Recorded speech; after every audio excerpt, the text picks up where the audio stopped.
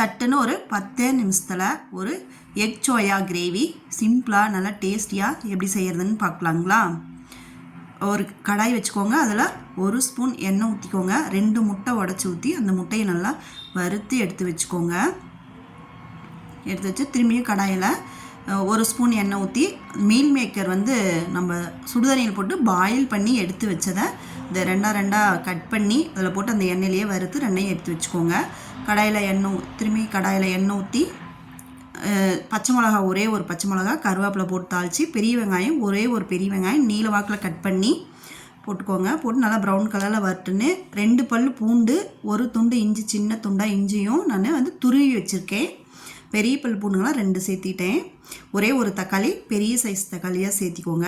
சேர்த்துட்டு நல்லா வதங்கினா அதுக்கு தேவையான அளவுக்கு உப்பு போட்டுக்கோங்க. மசாலா ஐட்டம்ஸ் 1 ஸ்பூன் மிளகாத்தூள், 1 ஸ்பூன் மல்லித்தூள், ஒரு 1/4 ஸ்பூன் கரம் மசாலா, 1/4 ஸ்பூன் மஞ்சத்தூள் போட்டு இதுன்னுக்கோங்க. தாளிச்சிக்கோங்க. ஒரு 1/2 டம்ளர் தண்ணி ஊற்றிக்கோங்க.